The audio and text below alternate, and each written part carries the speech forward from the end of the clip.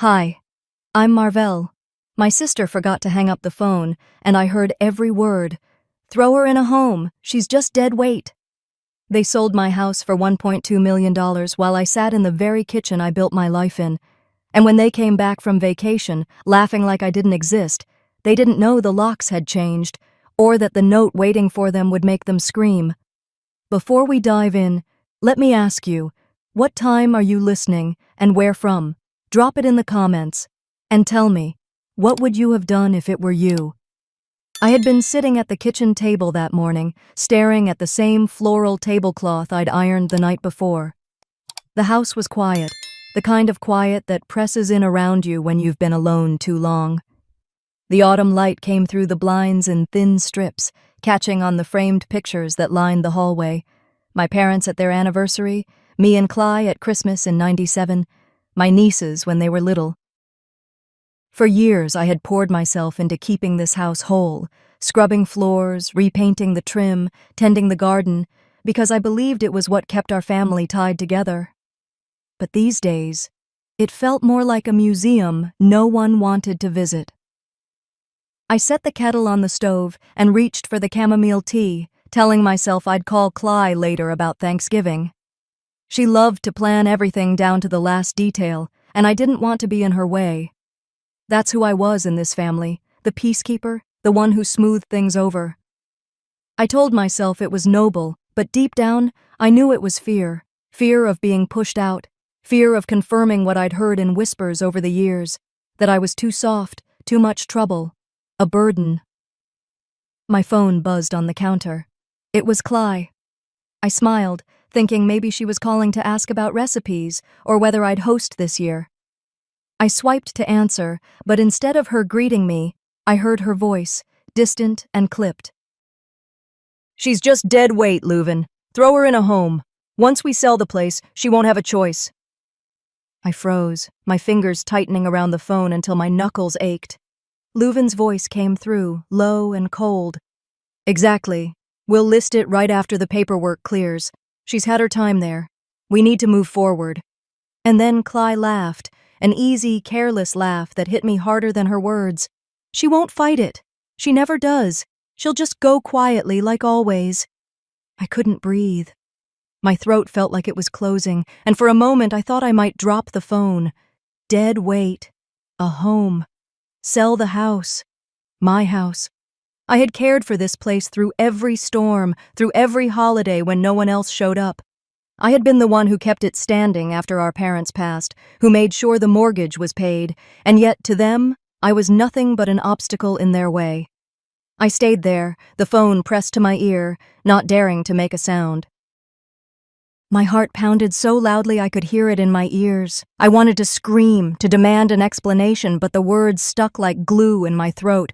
Instead, I ended the call quietly and set the phone back on the counter, my hands trembling. The kettle whistled, shrill and mocking. I turned off the burner and didn't bother making the tea. I wandered through the house in a daze, my feet carrying me from room to room as if seeing them for the first time.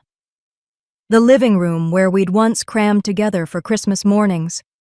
The hallway lined with family photos where I stopped at one of me and Cly, our heads pressed together, smiling for the camera. My face was half hidden behind hers, like I was always meant to be an afterthought. Every creak of the floorboards felt like a reminder. This was no longer my safe place. This house wasn't a sanctuary. It was just real estate to them. I sat down on the edge of the couch and tried to steady my breathing. My mind replayed their words, every syllable etched like a scar. Dead weight. A home. Sell the place. Maybe this was my fault. Maybe I had let them believe I'd never fight back, that I was too timid to stand up for myself. But I wasn't ready to confront them, not yet. As the evening light faded, I found myself at the front door, staring at it as though someone might walk in and tell me it wasn't true. But I knew better. My world had tilted and there was no going back. I didn't confront them. Not yet. But that night, I couldn't sleep. My mind replayed every word, every laugh. By the time morning came, I felt like I'd aged a decade. I stood at the bathroom mirror, looking at the puffiness under my eyes, wondering how many more blows my heart could take. But beneath the exhaustion, something new flickered. A quiet resolve. If they wanted to erase me, I needed to see how far they'd gone. I moved through the house on autopilot, making coffee instead of tea this time, stronger, as though that would stiffen my spine. My hands still shook as I rinsed the cup, but my thoughts had sharpened. This house wasn't just walls and bricks. It was my history, and if they thought I'd just hand it over, they didn't know me at all. By mid-morning, I heard tires crunching on the gravel drive. I peeked through the blinds, and there they were, Screa and Leuven, arm in arm, smiling like they were bringing good news. My stomach churned. They didn't call. They never came unannounced. I opened the door before they could knock. "Well, this is a surprise," I said, my voice steadier than I felt. "Marvel!" Screa sang out, wrapping me in one of her dramatic hugs, the kind that squeezes the air out of you. "We were just in the neighborhood. Thought we'd stop by and check in on you." Leuven followed, his hand resting on her shoulder like she was a prized possession. "You're looking good," he said, with a smirk that made my skin crawl. They smelled of expensive perfume and cologne, sweet and suffocating. They walked in like they owned the place, their shoes clicking on the hardwood I'd polished just 2 days ago. "We've been thinking," Screa began, taking a seat on the couch like it was hers. "You've been here all by yourself for so long. Don't you think it might be time to consider downsizing? You know, something easier to manage." "Downsizing?" I repeated, forcing a polite smile. "Yes," she said, her tone syrupy but her eyes sharp. "We care about you, Marvell. You shouldn't have to carry all this weight alone. There are such lovely communities now for people your age, safe, comfortable. You'd make friends." The words stung more than I expected. People your age. Communities. I nodded slowly, pretending to mull it over. "That's thoughtful of you," I said, knowing she'd take my calmness for compliance. They stayed for nearly an hour, talking about nothing and everything, weather, family updates, Sclea's latest real estate deals. I watched them closely, their smiles too wide, their laughter a little too rehearsed. They left just as suddenly as they came, Scea kissing my cheek like we were still little girls sharing secrets. When their car finally disappeared down the street, I locked the door and leaned against it, breathing deeply. They thought I wouldn't notice. They thought I'd just nod along, like always. But as the day stretched on, I couldn't shake the feeling that something was already in motion. I walked to the office, really just a small room where I kept family documents, and began rummaging through the drawers. Bills, old letters, our parents' will. My hands dug deeper, searching for anything recent, and then I found it. A folder tucked beneath an old box of photos. Inside were papers, an appraisal report with my address on it, realtor emails printed out, listing prep checklists. None of it had my signature. My knees nearly buckled as I read through them. They'd already started the process. They'd been preparing to sell, behind my back like I wasn't even here. I sat on the floor, papers scattered around me, heart pounding so hard I could hear it in my ears. For years, I'd convinced myself their small betrayals were nothing, that it was easier to keep the peace than to push back. But this wasn't small. This was theft dressed as kindness. By late afternoon, I needed air. I called Geraldine, an old friend from my nursing days, and asked if she could meet me for coffee. She didn't hesitate. The cafe was quiet when I arrived, the hum of conversation low and comforting. Geraldine was already there, her graying hair pulled back neatly, her eyes sharp as ever. She didn't ask why I'd called. She just waited, giving me the space to start. "They're trying to take it, Jerry," I said, sliding the papers across the table. "The house. They've started everything without me. And they think I won't fight it." She read silently, her lips pressing into a thin line. When she finally looked up, her gaze was steady. "If they've started the paperwork," she said softly, "they're treating you like you've already given up your voice. Don't let them write your ending." Her words landed deep, maybe deeper than I wanted to admit. We talked for over an hour, her asking questions I hadn't dared to ask myself. "What do you want, Marvels? How much are you willing to risk to protect it?" When we said goodbye, she hugged me like she understood what I hadn't yet said out loud. I wasn't ready to surrender. That night, I stood outside my house, the chill of autumn settling in my bones, watching as Cly's car pulled into the driveway across the street. She didn't see me standing there. "I wonder what else they've already taken," I whispered to the dark. I thought I'd seen enough, but the past has a way of knocking when you least expect it, and this time it came as a memory I'd buried for decades.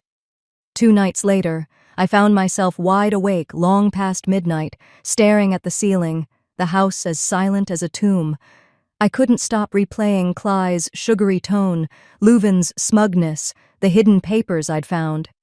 My chest felt heavy, as if the walls were pressing in on me. I needed air. Or maybe I just needed answers. I grabbed a sweater and quietly padded to the attic. The air was cooler up there, musty with the smell of cedar and old cardboard. This had always been the graveyard for family history. Photo albums, school projects, even our mother's belongings boxed up after she passed.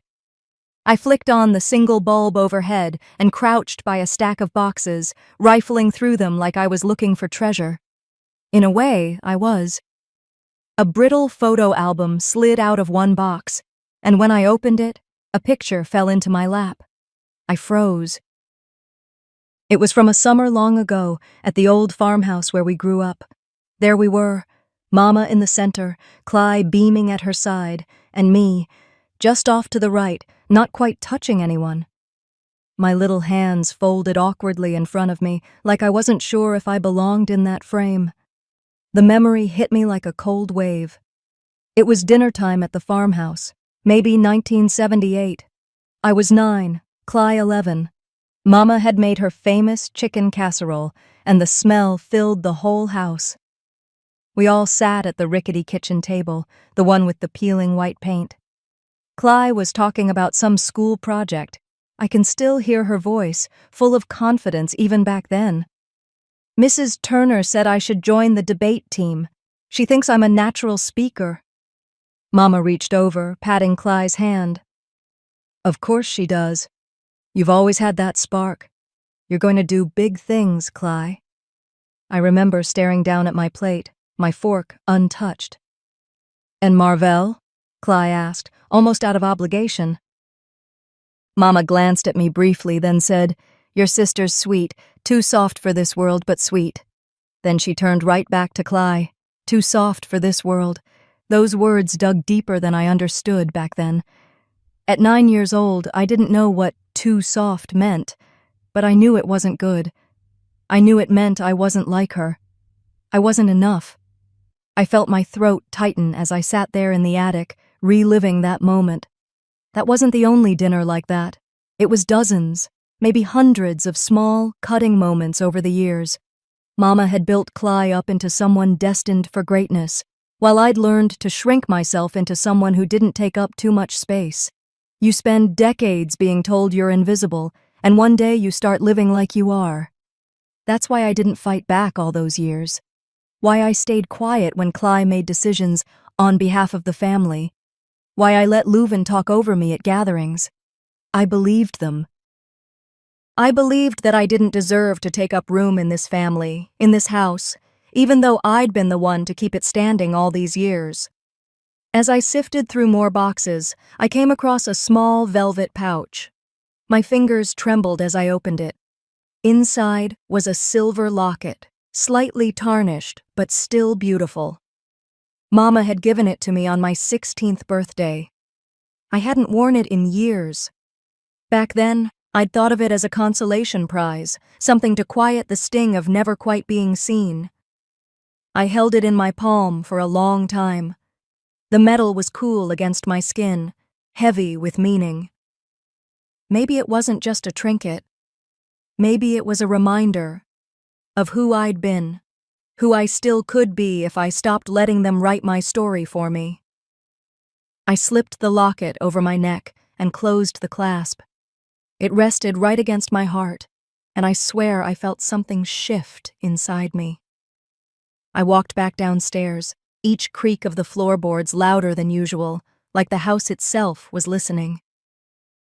Standing in the dim glow of the hallway, I whispered to myself, if they want me gone so badly, maybe it's time I show them who they're really dealing with.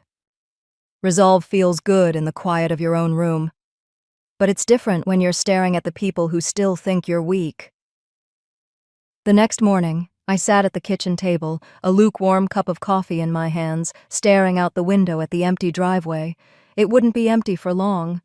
They were coming back today. My house, the one I'd scrubbed, patched, and kept standing through hurricanes and heartbreak, was about to be invaded by them again. I rubbed the silver locket around my neck, feeling its cool edge press against my skin like armor. Around 9, I heard the sound of tires on gravel. Their car pulled in like they owned the place. I watched from behind the curtain as Cly and Leuven climbed out, laughing like they'd just walked off a magazine cover. Cly had on an oversized pair of sunglasses and a silk scarf I knew she couldn't afford on her own. A scarf I had no doubt was bought with money tied to this house. They paused in the driveway, holding up their phones to take selfies with their luggage like it was some kind of glamorous homecoming. My grip on the coffee mug tightened. Minutes later, the front door swung open without so much as a knock. "Well," Cly said, her voice bright and sticky, "doesn't it feel good to be home?" Home. The word soured in my stomach. I forced a polite smile, standing to greet them. "Looks like you enjoyed yourselves." My tone was steady, but I catalogued every detail. The way Cly didn't even glance at me as she tossed her bag onto my sofa. The way Leuven scanned the kitchen like he was assessing his new purchase. "Oh, you know," Cly said, kissing the air near my cheek. "A little rest and relaxation never hurt anyone. You should try it sometime." I didn't respond.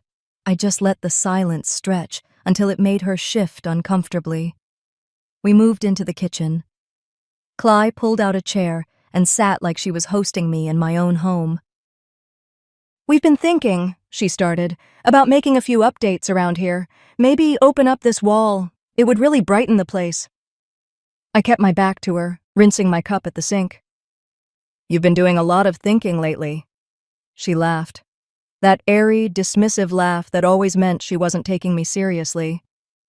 "Well, someone has to think about the future. You can't stay stuck in the past forever, Marvel." I turned then, leaning against the counter, meeting her eyes. "I hope you enjoyed spending what you thought you'd keep." The room went still. Leuven shifted in his seat, his easy grin slipping just a little. Cly waved a hand, trying to mask her unease. "Oh, don't be so dramatic. We're all family here. You know we're only looking out for you." "Right," I said, my voice low. "Looking out for me."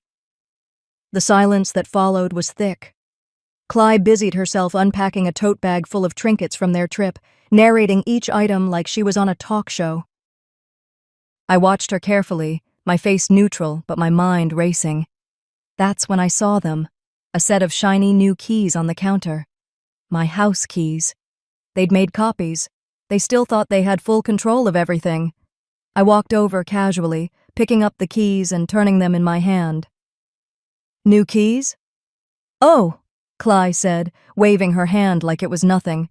"Just thought it was safer to have extras. You know, for when we need to check on the place."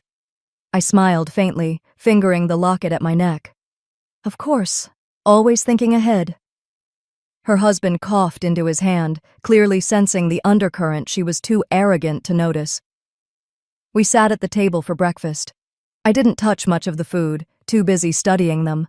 Every word out of Cly's mouth was coated in false sweetness, every gesture of hers screaming ownership. But beneath it, I saw it, the flicker of doubt, the question she wasn't ready to ask. How much does Marvel know? As she launched into plans about renovations and downsizing, I cut her off, my voice calm but deliberate. "Make sure to enjoy it while you can." Her laugh came too quickly, too loud. But then I saw it. The falter, just for a second, in her perfect little smile.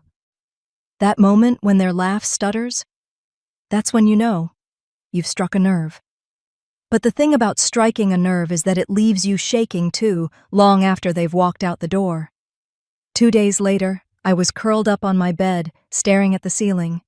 It was quiet, too quiet. The kind of quiet that makes your own thoughts deafening. I could still hear Cly's voice from that phone call echoing in my head like a cruel mantra. Throw her in a home, she's just dead weight. Dead weight?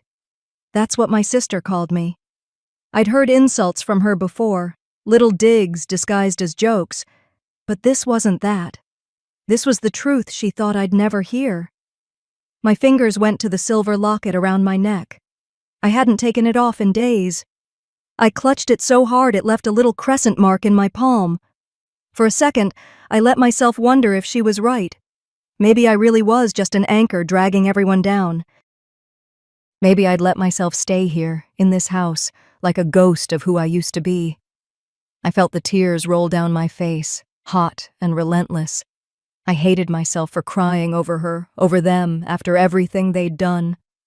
My chest ached as I closed my eyes, and then, like a flicker of light through the darkness, I heard another voice, my mother's. It came from somewhere deep in memory, a night from decades ago. I was sitting on the back porch of our old farmhouse, knees scraped from falling off my bike. She'd sat beside me, rubbing ointment on my cuts, her voice soft but steady. You don't need them to define you, Marvel. You don't need anyone to tell you who you are. I hadn't thought about that night in years. My mother wasn't perfect. God knows she had her flaws, but those words had stayed buried somewhere inside me. And now, they bubbled up like they'd been waiting for this moment. I sat up, wiping my face with the back of my hand. For so long, I'd let Cly write the story of who I was. I'd played the part, the quiet one, the helper, the one who didn't cause trouble. But I wasn't a kid anymore, and this wasn't some sibling squabble. This was my life, my home. I swung my legs off the bed and went to the closet. In the back, tucked away behind stacks of linens and old shoes, was a fireproof lockbox I hadn't opened in years. My hands trembled as I turned the key. Inside were folders stuffed with documents, mortgage papers, tax records, agreements I'd signed with my parents decades ago when the house was put in my name. I'd forgotten half of what was in there, but as I spread the papers across my bed, my pulse steadied. I stayed up late into the night, combing through every page. I took notes, highlighted dates, even looked up legal terms I didn't understand. And slowly, a picture came together. They didn't have the authority they thought they did. They couldn't just push me out and take everything. By morning, the exhaustion in my bones had turned into something else, a quiet kind of power. I called an attorney's office downtown and booked a consultation. Just to understand my options, I told the receptionist, though we both knew this was more than that. That afternoon, I found myself sitting in a small office across from a woman in a navy suit. Her name was Evelyn, and she had that calm, unshakable confidence that made you feel like the room belonged to her. She skimmed the documents I brought, nodding occasionally, her pen tapping against the desk. "You've been living here alone for how long?" she asked. 22 years, I said. "Since my parents passed." "And these agreements were signed by them, not your sister?" I nodded. She leaned back in her chair, eyes locking on mine. "Marvell, you have more power here than you realize. They can't do what they're trying to do without your consent. Legally, you're not just a tenant in this house. You're the owner. And if you're ready to take control, you can turn this entire situation around." For a moment, I just sat there, letting the words sink in. Control. I'd felt so powerless for so long that I almost didn't know what that meant anymore. But then I felt the locket against my chest, warm from my skin. And I understood. I left her office with a folder of documents and a new sense of calm I hadn't felt in weeks. As I walked back to my car, the sun hit my face, and I couldn't help but smile. They thought I'd stay broken. They thought wrong. The thing about playing dead, They never see you coming back to life. 3 days later, I woke up with a clarity I hadn't felt in years. The fear that had been gnawing at me for weeks was gone, replaced by something steadier, colder, a focus I couldn't afford to lose. I moved around the kitchen like any other morning, brewing coffee, tidying up the counter.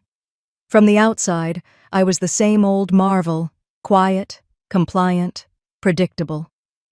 Cly was perched at the dining table, her manicured nails drumming against her phone case.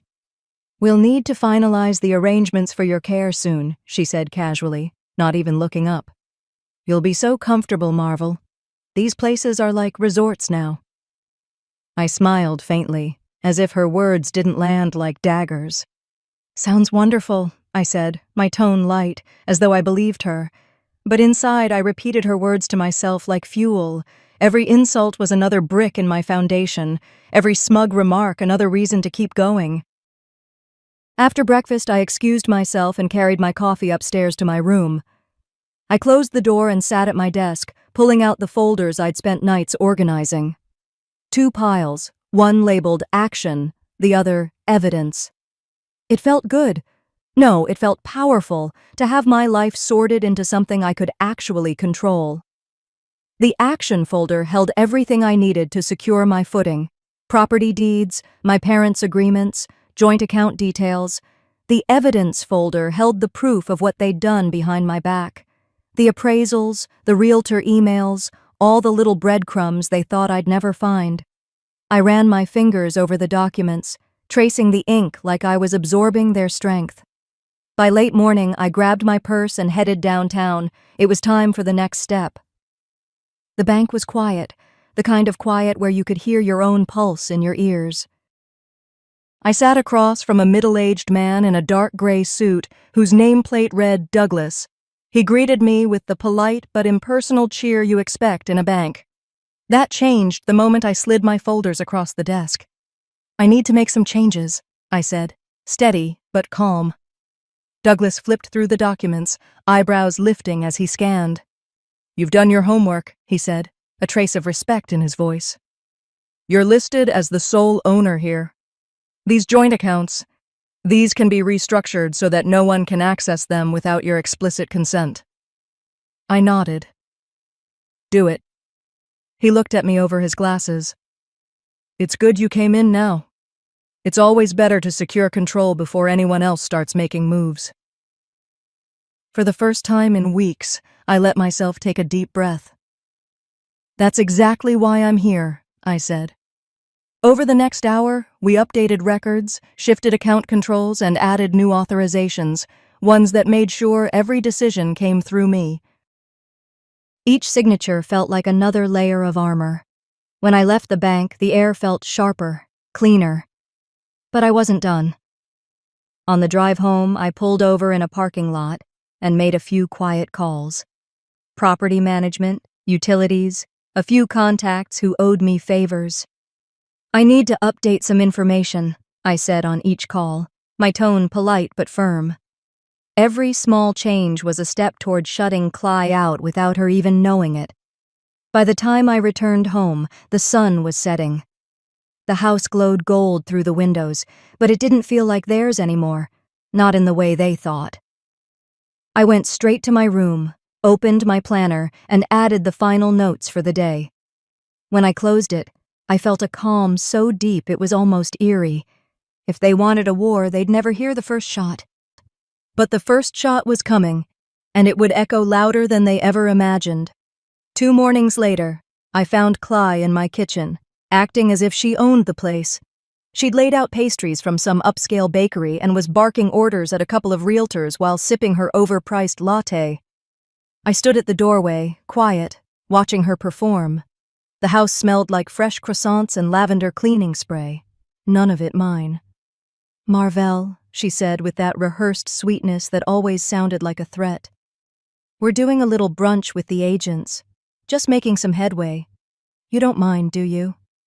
I smiled faintly. "You're welcome to make yourself at home," I said, stepping closer to the coffee maker. "But you may find it a bit challenging." She raised an eyebrow but didn't have time to ask. The lights flickered, then died. A moment later, the hum of the refrigerator stopped. One of the realtors awkwardly coughed, shifting his weight as the room grew uncomfortably silent. "What on earth?" Clyde darted to the breaker panel in the hallway and returned looking flustered. "The power's off." "Oh dear," I said, feigning concern, stirring my coffee like it was any other day. "I must have forgotten to renew my house." The way she blinked at me, trying to figure out if I was joking, was delicious. I let her stew in it while the realtors made polite excuses and left. Her perfect little brunch crumbled before it even began. By noon, I was sitting in a lawyer's office downtown, the evidence folder in my lap like a shield. He was younger than I expected, but his voice had that confident weight I needed to hear. "I've looked over everything you've brought," he said, spreading out my documents across his desk. "Marvel, you have more control than they do. This is your property. They can't sell it without your consent." My fingers tightened around the locket at my neck. "Then let's make that official." He nodded. "We'll draft a cease and desist to stop any unauthorized use of the property immediately, and we'll file a notice with the county to freeze any transactions until this is resolved." For the first time in weeks, I felt my shoulders drop. I'd spent so long bracing for impact that the idea of holding ground felt almost foreign. We worked through the afternoon, drafting letters, one to Cly, one to the so-called buyers, informing them that any movement on the sale was not just halted, but would carry legal consequences. Each signature I scrawled felt like reclaiming a piece of myself they'd tried to take.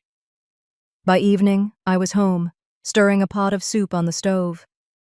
The rhythmic scrape of the spoon against the pot felt grounding. It wasn't revenge. It wasn't rage. It was balance. They hated me for it. The sun had dipped low when I heard tires crunching on the driveway. Then the front door slammed. Cly's heels clicked across the floor like gunfire. She stormed into the kitchen, a letter clutched in her hand, her face blotchy with anger. "What game are you playing?" she hissed, slamming the papers onto the counter. I didn't flinch. I let the silence stretch just long enough to make her sweat. Then I turned to face her fully, meeting her glare with an even one of my own. "The only one I can win," I said calmly. Her jaw worked like she wanted to scream, but no words came out. She spun on her heel and stomped away, her fury trailing behind her like smoke. I exhaled slowly, tasting the quiet victory. It wasn't over, not by a long shot. But for the first time, I wasn't playing their game. They were playing mine. But I underestimated how ugly they'd get when cornered. 2 days later, I woke to the thud of something heavy hitting my porch. I shuffled to the front door and saw the envelope lying there, its thick, cream-colored paper screaming formality. Across the front, in Cly's looping handwriting, "See you in court, dead weight." My stomach sank, but my hands stayed steady as I tore it open. A lawsuit, filed in the county courthouse. Their claim? That I was mentally unfit to manage my finances and property. They weren't just trying to take my house anymore. They were trying to erase me.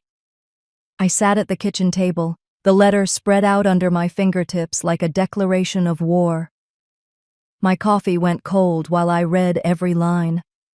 Their attorney had used language meant to sting, words like diminished capacity, vulnerability, inability to make sound decisions. I could almost hear Cly dictating it. Make her sound pitiful. Make it airtight. They weren't fighting for a house, I muttered to the empty kitchen. They were fighting to wipe me out. By the afternoon, my phone buzzed with a message from my sister. "Let's talk. Tomorrow." The cafe on 5th. This has gone too far. For a second, I thought about ignoring it. But then I saw the play for what it was, a setup for manipulation dressed as reconciliation. The next day, I sat in the back booth of the cafe, my hands clasped under the table to keep them from trembling. My sister walked in first, wearing a soft pink sweater like she'd just come from Bible study. Cly followed, a black suit hanging on him like armor. "Marvel," my sister said, smiling too warmly. "We need to stop all this madness. You're not well enough to live alone. This is for your own good. We're only trying to help." I bit the inside of my cheek so hard I tasted blood. Help. That was the word they always used before taking something from me. "I see," I said, my voice calm, though my fingers dug crescents into my palms. Cly leaned in, his smirk as oily as ever. "If you just sign over the house, we can make this painless. Why drag it out?" I looked at them for a long moment, letting them think they'd cornered me. Then I reached into my bag and pulled out a small flash drive, sliding it across the table like I was serving them dessert. Cly frowned. "What's this?" "Insurance," I said simply. "A recording.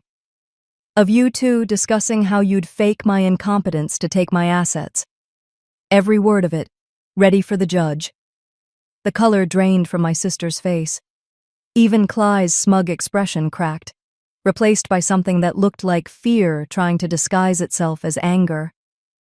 "If you'd like," I continued, my tone deceptively casual, "we can settle this privately, or I can make sure this is played in open court."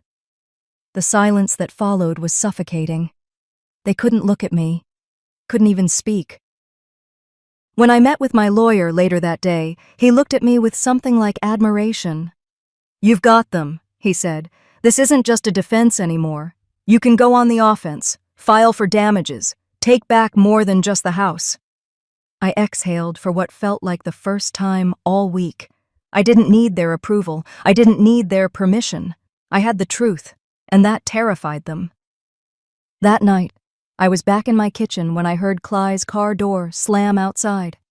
Moments later, he barged in, waving the flash drive like it burned his hand. "This isn't over," he spat, his voice low and shaking. "I'll destroy you before I let you win." I met his glare with one of my own, steady and unflinching. "Then I guess you'd better hit harder." I thought the worst was behind me, but the real fight had only begun. 1 week later, I found myself walking through the courthouse doors, my heart steady, but my palms damp. I wore my best navy dress, one I'd kept tucked away for funerals and important occasions. It felt almost poetic, mourning the woman I used to be while presenting the woman I'd become. My lawyer walked beside me, calm and confident, carrying the folder that had become my shield and sword. Inside the courtroom, Cly and my sister sat at the opposite table. They looked like strangers now, overdressed, overconfident, their faces carefully painted into masks of righteousness. I didn't miss the way Cly kept glancing toward me, waiting for signs of fear. I gave him none. When the judge entered, everyone rose. The room went quiet, except for the soft shuffle of papers. As the case began, I sat still, listening to their attorney spew the same insults they'd plastered across that lawsuit. Ms. Marvell is no longer capable of managing her property. She exhibits diminished capacity. I didn't flinch, because I knew what was coming. My lawyer stood and began laying out the evidence, one piece at a time. Documents proving my ownership, bank records that showed my control over my finances, and finally, the recording. When the judge played it aloud, the courtroom shifted. There it was. Their voices, crystal clear. "She's easy to push around. Once we get her declared unfit, we'll control everything. I don't care how she feels. Once the house is sold, she won't have a choice." My sister gasped and looked toward the floor. Cly's face went red, a blotchy mix of rage and shame. I watched their empire of manipulation crumble in real time. They thought they could twist my silence into weakness, I narrated silently. Today, silence became my weapon. The judge leaned forward, his voice firm. "This court finds no evidence of incapacity. Ms. Marvell retains full ownership of her property. Furthermore, the funds from the attempted sale are to be returned immediately. And as for this scheme..." He let the words hang in the air. Consider yourselves lucky if she doesn't pursue criminal charges." A ripple of gasps moved through the courtroom. For the first time in years, I felt truly seen. This wasn't just about winning a house. It was about reclaiming my dignity. By the afternoon, I was standing in my kitchen, with a locksmith changing the locks. As the new lock clicked into place, I whispered, "This house isn't just mine, it's my freedom." I opened the cabinet where my mother's tea set had been stored for decades, untouched since she passed. Carefully, I placed it on the counter. It wasn't about her anymore. It was about me, about choosing what stays and what goes in my life. That evening, I walked to the park near my house. The air was crisp, leaves crunching underfoot, and I sat on a weathered bench overlooking the pond. For the first time in weeks, my body felt light. I let myself grieve, not for the house, not for the money, but for the family I'd lost long before any of this started. "They wanted me erased," I whispered. But I learned that surviving isn't about being wanted. It's about wanting myself. As the sun dipped behind the trees, my phone buzzed. A text from my sister. "We need to talk." I stared at it for a moment, then hit delete without responding. Some doors, once locked, never open again.